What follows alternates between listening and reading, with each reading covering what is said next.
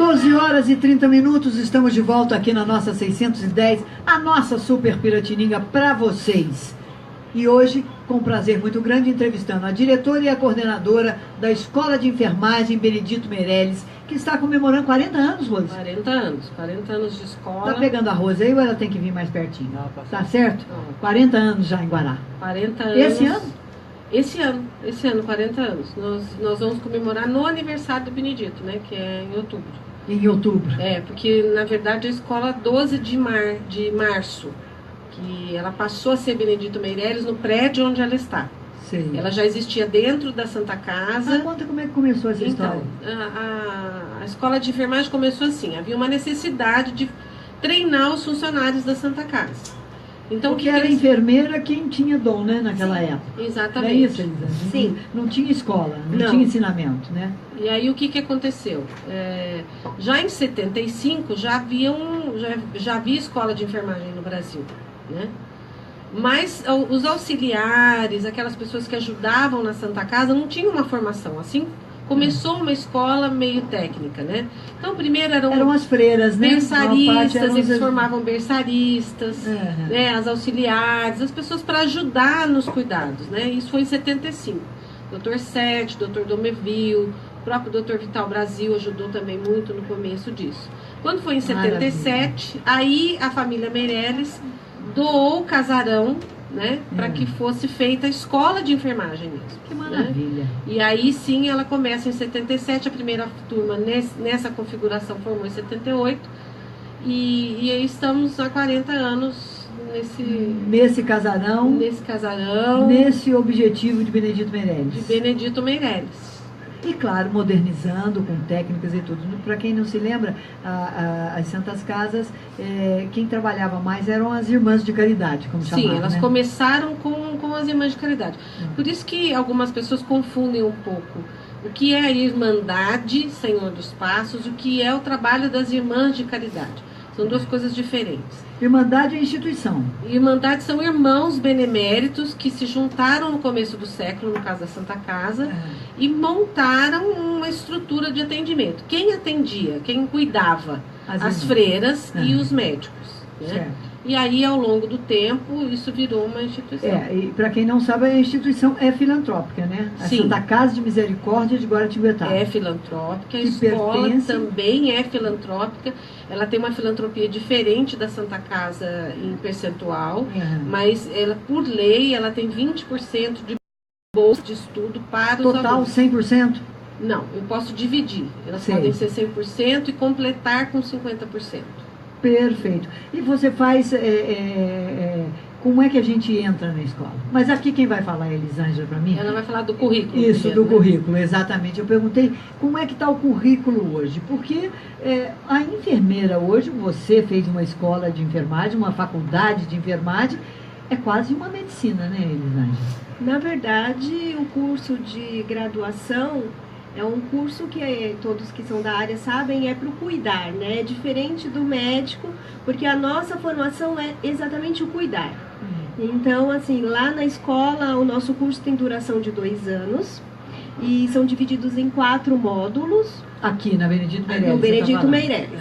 Sendo que o aluno, ele tem um preparo semestral no primeiro módulo, para ele aprender desde as técnicas básicas, para ele poder ir para campo de estágio. E a partir do segundo módulo, ele já está preparado e capacitado para ir para o campo de estágio. Você falou que o objetivo é o cuidar, né? Sim. A meta é o cuidar, ensinar a cuidar. Mas aí você tem que ensinar técnicas. Sim.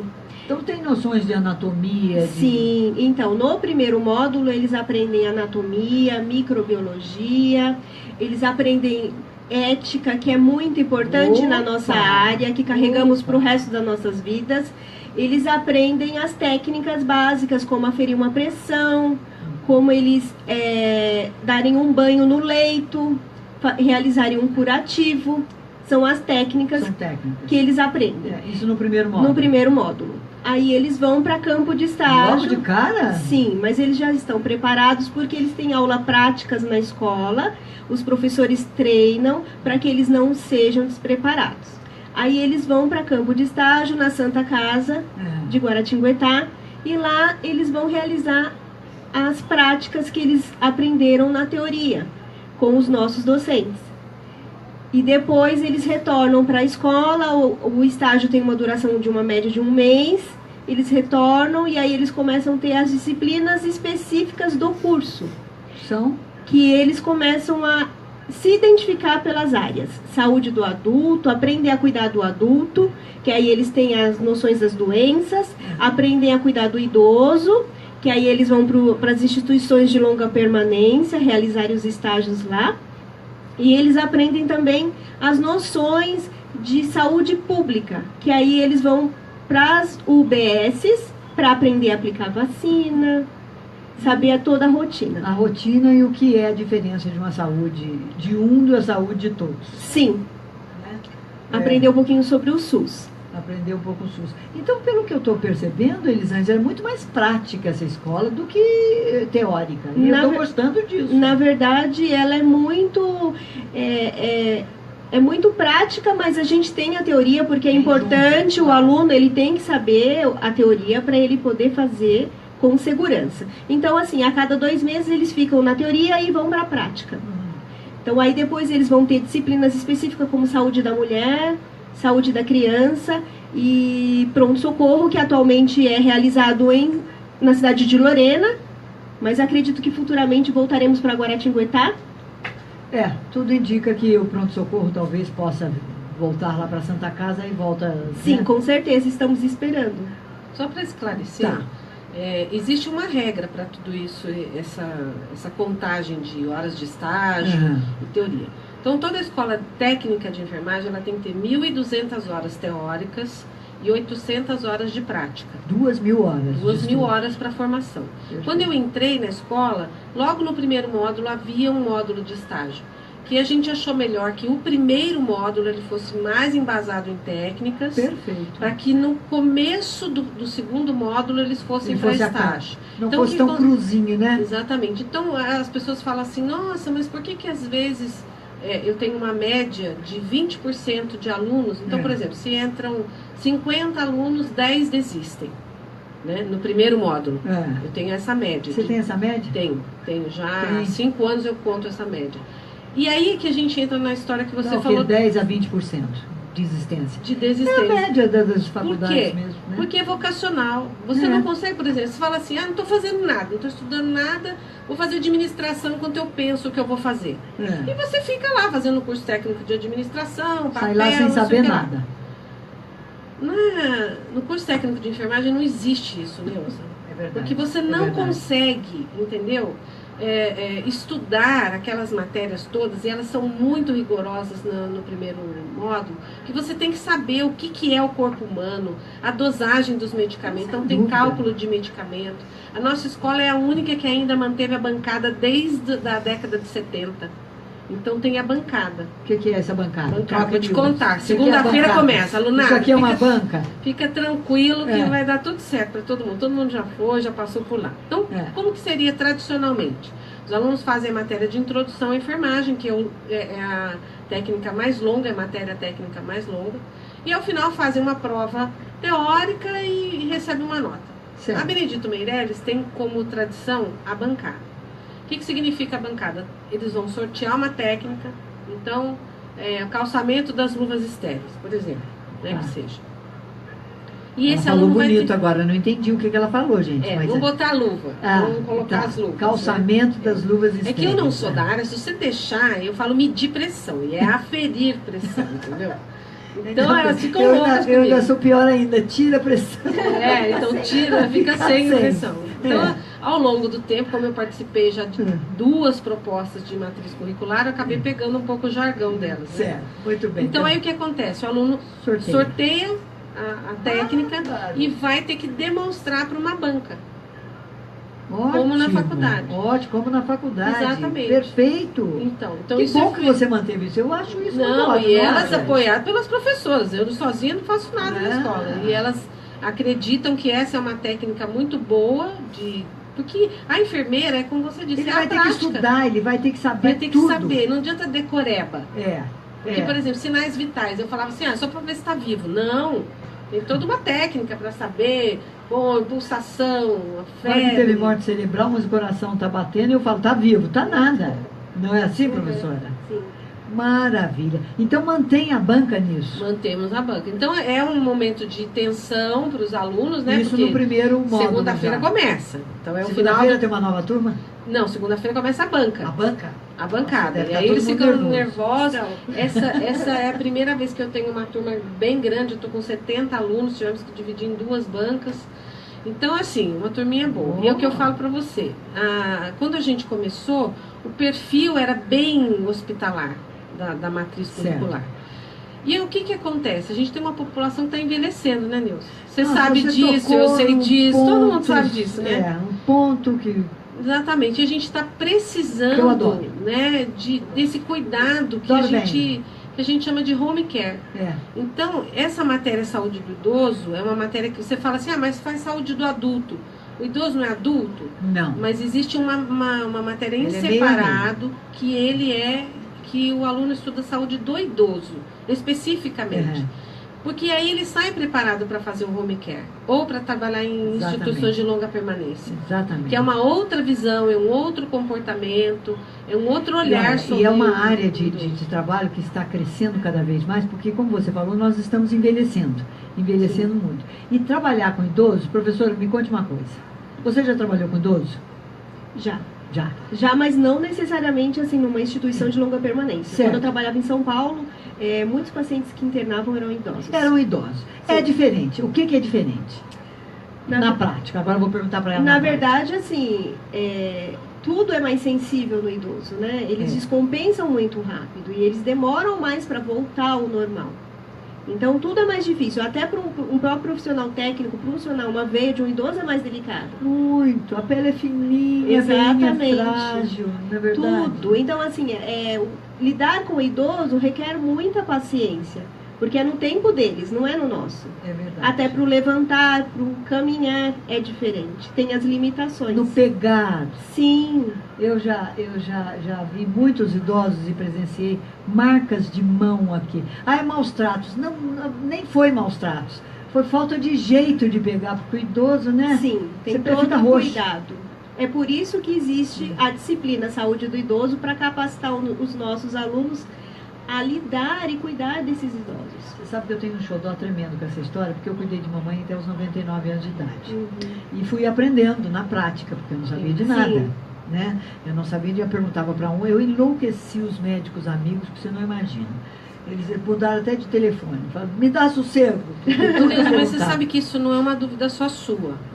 Esse ano que passou, eu tive um amigão meu, não vou dizer o nome, e ele falou assim pra mim, Rose, faz um curso para familiar de idoso. Isso. Não precisa ser um curso assim que vai diplomar e tal, não precisa nem ser tão grande, mas alguma coisa que pudesse em 4 finais de semana, 4 sábados, orientar a família como cuidar, belíssima ideia, o que fazer, Rose. porque tem muitos idosos que não aceitam o cuidador de fora da casa. Não aceita. E para você difícil. E para você, até que você consiga introduzir essa pessoa dentro do convívio familiar, quem faz é a família. Porque daí a filha ou o filho, não é assim que faz, é assado. Aí o cuidador, que é enfermeiro, não precisa falar, mas eu aprendi desse jeito, como é que ele está falando que é de outro jeito? E às vezes não quer dizer, fica envergonhado. Como é que vai lidar com essa situação? Então, a nossa escola também oferece o curso de cuidador de idosos, que é um maravilha. curso livre, com duração de 4 meses, aos sábados. Maravilha. Então é interessante, aquele profissional que não é da área da saúde, mas precisa cuidar de um idoso, ele pode estar realizando esse curso. Aí, minha gente, ó, cuidador de idoso. E quando fizer para familiares, me convido que eu vou. Não, então, é isso que eu estou te falando. E não são pessoas assim que têm necessidade, eu quero fazer porque eu não tenho condição de pagar. Não é isso, não. É um curso que as pessoas que têm um idoso em casa estão sentindo necessidade de conhecer melhor o que é cuidar do idoso. Por exemplo, a importância de ter o diário. Porque assim, não sei você, quando cuidava da sua mãe, mas a minha avó, por exemplo, são 8 mulheres que se revezam, 8 filhas. Caderninho. Tem que ter o caderno. Por quê? Elas chegam, aferem a temperatura da minha avó e tal, e vão colocando ao longo do dia o que está acontecendo.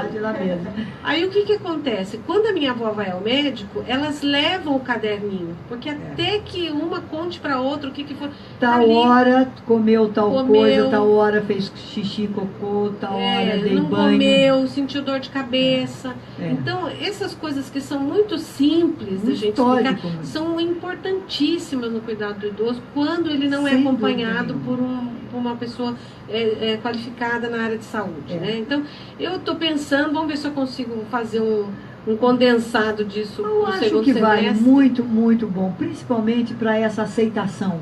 Né? Porque eu vivenciei isso lá em casa, algumas pessoas. Agora tudo é Alzheimer, sabe, gente? Eu bati o pé e falei, não é Alzheimer, é esclerose, porque eu sou antiga, eu sou da turma da esclerose.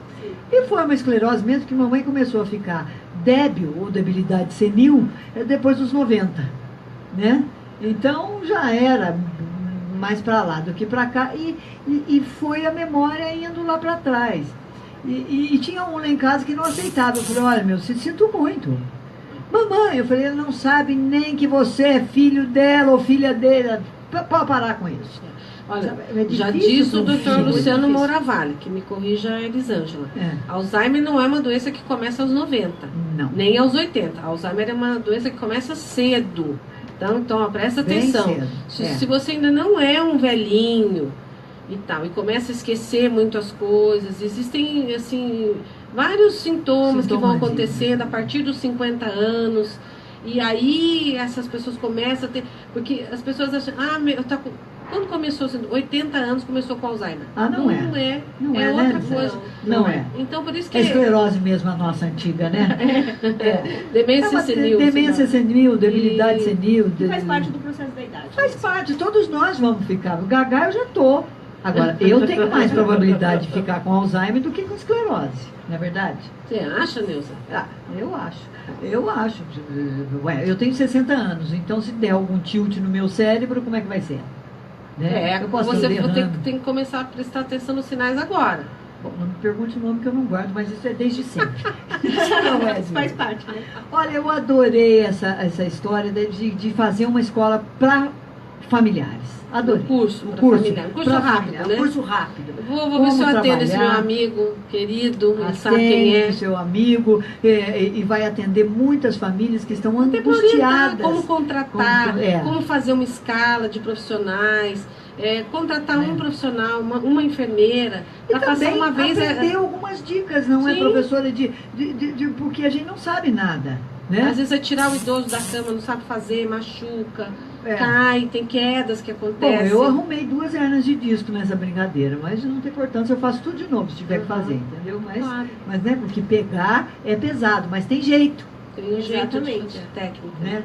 Tem jeito, eu aprendi sozinha a técnica e fui ensinando para quem estava indo lá em casa. A escola, ela não é uma instituição morta, ela é viva.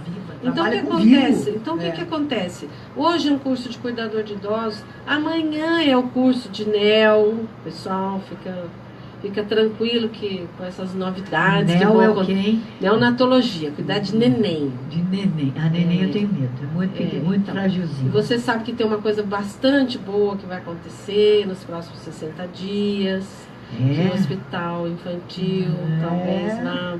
Dos nossos, tá próximo da gente de novo, então já estamos demandando isso já. Maravilha. O curso já está sendo reformado, montado. O curso já está sendo montado, né, para esses cuidados. Maravilha. Porque a Santa Casa, ela tem essa formação, né? A gente precisa formar os profissionais que estão dentro dessa demanda.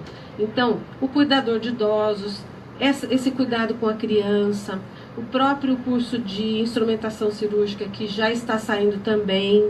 É mesmo? Vai vir novo? Vai. Opa! Capacitação para instrumentação cirúrgica já está montado também. Então a gente tem bastante coisa para o segundo semestre, né? Que a gente está esperando essa organização estrutural. Eu tenho um amigo que era instrumentador aqui em Guaratinguetá, ele está fazendo medicina na Argentina e daqui a pouco ele volta. Eu acho que esse seu amigo já voltou. Já voltou? O nome dele é Adriano Sassá? É ex-aluno da escola. Ex-aluno da escola e gosta do que Porque faz. A profissão dele, ele antigamente não precisava ter o técnico de enfermagem. Isso é uma outra coisa que muda com o tempo.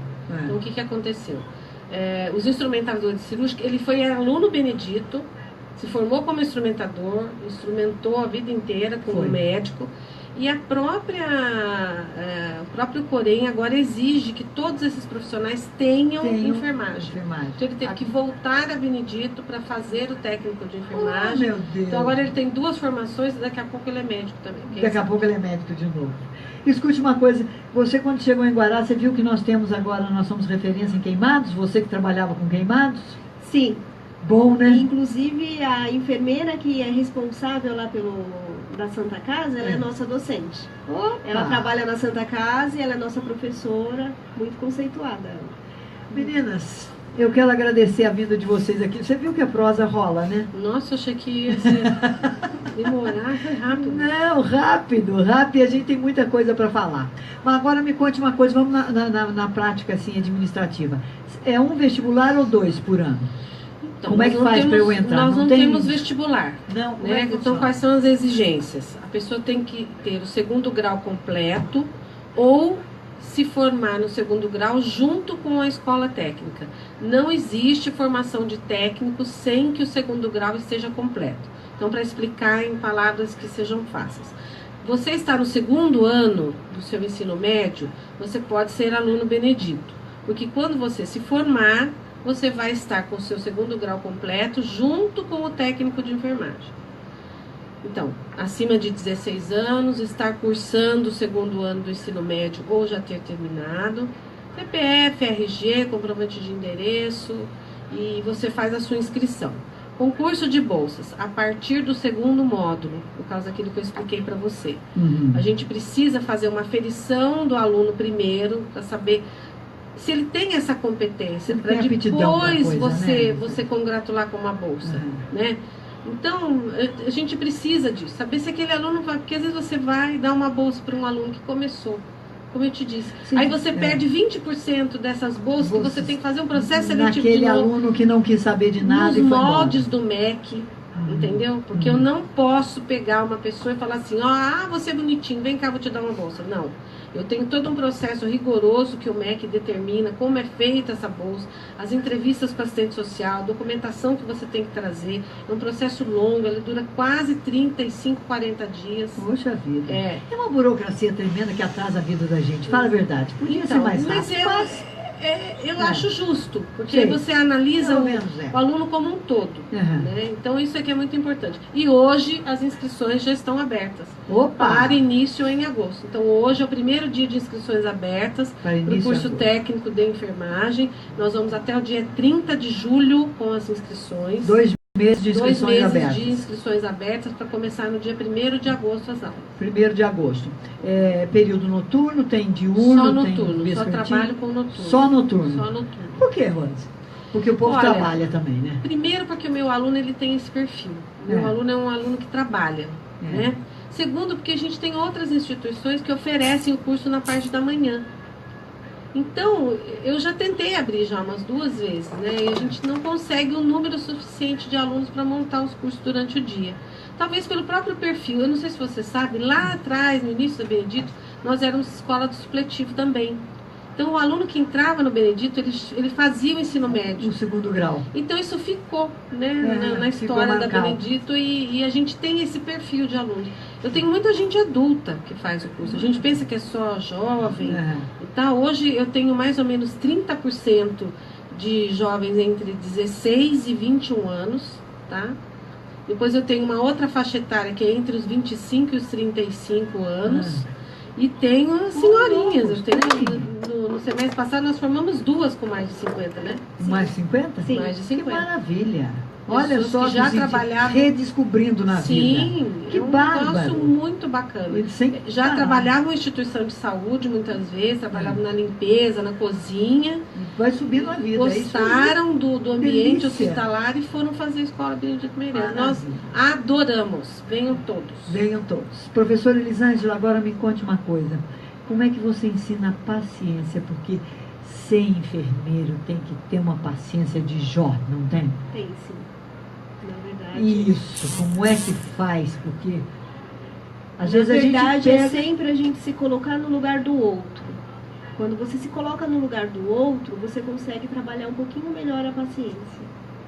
né? Principalmente quando eles estão lá na prática e eles, de repente, o paciente está agressivo, a família está irritada. Imagina se fosse seu pai e sua mãe. É isso que eu tento passar para eles, né? Se colocar no lugar do outro. Se fosse seu pai e sua mãe, como você reagiria, né? Exatamente. E isso vai fazendo com que eles desenvolvam mais paciência. Você sabe que ontem eu estava fazendo compras num supermercado ontem à tarde e tinha 2 funcionários conversando no corredor e, claro, o meu ouvido atento, e a moça contando que foi levar o filho dela doente no pronto-socorro. A médica nem colocou a mão no filho dela e disse que o filho dela não tinha nada. Ela falou, tá bom, muito bem, mas a senhora pode aí então dizer que me dá um atestado que eu compareci aqui, porque eu tenho que levar para o meu serviço. Ela falou, seu filho não tem nada, você veio aqui só para pegar atestado para nisso. Ela bateu na médica. Ela bateu. Bateu, agrediu a médica e foram parar todos na polícia. A médica, a moça e tudo. Eu fiquei ouvindo essa coisa e ainda falei e a criança junto. Eu ainda falei para um terceiro pessoa, eu falei, pois é, aí com o que tá, já tá educando a filha a bater nos outros. Porque não é assim que se resolve as coisas. Você quer saber por que não tem pediatra? Por que o número de pediatras, a especialidade pediatra por conta disso? Por conta disso. Muitos casos de agressão. Se você for fazer um levantamento, depois, curiosamente, faça esse levantamento para você ver. É muito difícil um profissional querer se formar em pediatria. Porque toda vez que ele vai com um plantão, ele vai com medo de alguma agressão. Física, verbal, mas não pode ser assim. Errada essa mãe que bateu. E cá entre nós, errada a médica também, que não pôs nem a mão. E depois ela contando a conversa, o delegado perguntou para a médica. O paciente era menino ou menina? A médica não sabia. Sim, porque não pôs a mão. Não pôs a mão, não viu também. Não dá. Assim também não dá, né? Assim também não dá. Sim, eu acho que por isso que eu falei para você, Neuza. Não tem a data, não sei quando, se já faz tempo que aconteceu isso, mas ela contando a história. Eu falei, mas a que ponto nós chegamos? Exatamente. O ser humano tá de uma agressividade tremenda. Aliás, amanhã, Karemi Gaia vai estar aqui batendo um papo com a gente sobre ansiedade. Sim. É isso aí. Como é que você orienta o seu aluno quando pega um paciente desses bem chato, nervoso e que acha que tem que mandar e tem que fazer tudo do jeito dele, do jeito que ele faz? Na verdade, a gente nunca pode se igualar à família, porque quando a família interna um paciente, ela também adoece. Então, eu tento passar para o aluno, a gente tem que ser firme, mas nós não podemos também se alterar junto com o paciente ou com o familiar, porque ele está ali, ele está precisando da gente. Então a gente tem que ter jeito. E com o jeito a gente consegue. Às vezes a gente consegue Tem aula de psicologia? Nós temos aula de saúde mental. E aí a gente aprende a lidar com as alterações do comportamento. Mas a gente sempre tenta, durante os 2 anos do curso, orientar o aluno a ter esse processo assim, de saber lidar além. Né? Não apenas cuidar e tentar trabalhar esse lado, porque assim, você tem que trabalhar, você tem que cuidar do paciente e da família, e principalmente na pediatria, isso é muito difícil. Muito difícil, porque mãe com filho doente, ela enlouquece. Não, a mãe fica doente, às vezes o filho está melhor do que a mãe, é verdade. Às vezes não é nada, né? Sim, mas na maioria das vezes até não é. Na maioria das vezes. Mas aí a gente tem que ter um jeitinho que só a enfermagem sabe fazer. Na maioria das vezes a enfermagem... E olha, Neuza, isso que ela está dizendo, ao longo da prática, né, as instituições que têm hospitais, eles também têm esses treinamentos, né? A Santa Casa, por exemplo, a cada 2 meses ela tem um treinamento de humanização. Tem um grupo de humanização. Porque não é uma coisa que você ensina na escola e acabou. Nunca mais tocamos nesse assunto. Não.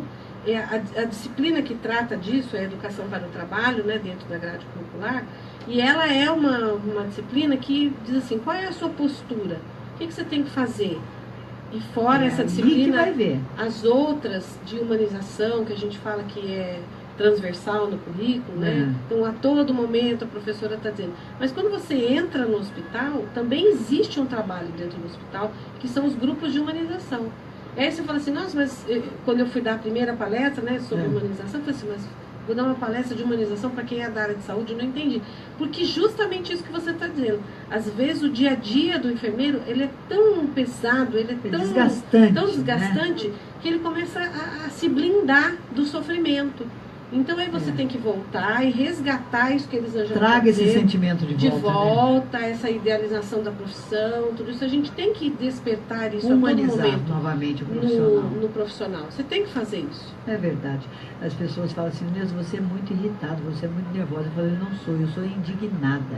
Porque eu fico indignada com certas coisas que eu fico e eu não posso. E eu não sei ser morna, sabe? Eu não sei se é morna, não. Eu Mas tenho todas que as aprender. grandes pessoas não Eu tenho que mornas. aprender. Ah, não, esse negócio de morno não é comigo, não. Ou é gelado ou é quente. Elisângela, muito obrigada. Eu que agradeço. Seja muito bem-vindo à nossa terra. Espero que você esteja se sentindo feliz aqui. Sim, é gostoso. Tá gostoso de morar aqui? Sim. Ah, que bom. Mesmo a carinha dela. Tá gostoso de trabalhar aqui na enfermagem? Eu amo. Olha que maravilha. Rose, muito obrigada por vir aqui contar um pouco dessa grande escola que é a Escola Benedito Meirelles em Guará. E contar a história do próprio Dr. Benedito Meirelles. Nossa, Benedito, vamos dar um programa, se você quiser. Ah, mas eu quero. agradeço Adoro ouvir demais história. a oportunidade. Levanta um pouquinho o microfone aí. Que você nos deu de estar aqui, de falar um pouco da nossa escola, falar dessa profissão tão bonita, né, que muitas pessoas não sabem, que os dois ícones da enfermagem, que foi a Florence Nightingale, que foi a precursora da enfermagem no mundo, né? É verdade. A vida dela começou numa guerra. Foi. Né? A vida de enfermeira dela começou numa guerra. E a Ana Nery, que é a nossa precursora da enfermagem, também. Ela foi convocada. Foi a guerra do Paraguai, se não me engano. Ela foi à guerra porque os filhos e o marido foram convocados. Então ela não queria ficar longe deles. E aí ela foi para a guerra para estar junto com eles. Então eu sempre falo, sempre que existe um momento de crise, como a gente está passando no nosso país, é um momento de transição, é um momento de mudança. Então, ao invés da gente se desanimar com tudo que a gente tem visto no noticiário, na vida comum, a gente precisa acreditar, entendeu, Neuza? Que há uma possibilidade na crise. Esperança, meu bem. Esperança. E a escola, vai melhorar. A escola ainda é o berço de todas as mudanças. Sem dúvida nenhuma. O único lugar onde você pode dizer verdades, Brasil, no mundo, é dentro da escola. É verdade. É só na escola só que na você educação. Escuta verdades sobre o que o seu país é. Então eu agradeço demais. Na escola, demais. E digo mais, e dentro de casa, porque a educação começa dentro de casa. Sim. Obrigada novamente. Bom trabalho para vocês, gente. Obrigada. E olha, essa entrevista está no Facebook, para quem não viu, e no final da tarde está no YouTube. Só você colocar lá Neuza Cipolli, YouTube, que já vem todos os vídeos dos programas todos, tá bem? E tá lá no Facebook também, se você tiver preguiça de rolar a página, tá bom? Tá certo? Tá aí. Elisângela, obrigada. Rose, obrigada. São 13h02, não saia daí, porque Dunga do Cavaco está aqui para contar um pouco dessa festa de Santo Antônio, que já está sendo montada. Você está vendo aí que a Praça Conselheiro Rodrigues Alves está com outra cara, a Praça Santo Antônio também está com outra cara, e nós vamos contar tudo que vai acontecer. Certo? Já não saia daí. E também a programação da Secretaria de Cultura para o mês de junho. Já está pronta, já foi publicada, tem coisa para chuchu para fazer. Se você disser que não tem coisa para fazer, você vai ver, hein? Depois dos comerciais. ZYK 589, Sociedade Rádio Liberdade Limitada, 610 kHz, Guaratinguetá, São Paulo, Super Rádio Piratininga. Não saia daí, sintonia volta já. Experiencie a BASF ao criar, brincar, ligar-se, Próxima vez que você falar que a mãe dela morreu, eu vou dar você. Ela não sabe nem que você é filha dela mais. Como não sabe? Eu falei, não, olha, e aprender. Eu não tenho marido. Porque embora não perceba a nossa presença, as nossas soluções estão em todas as etapas da sua vida. BASF, we create chemistry.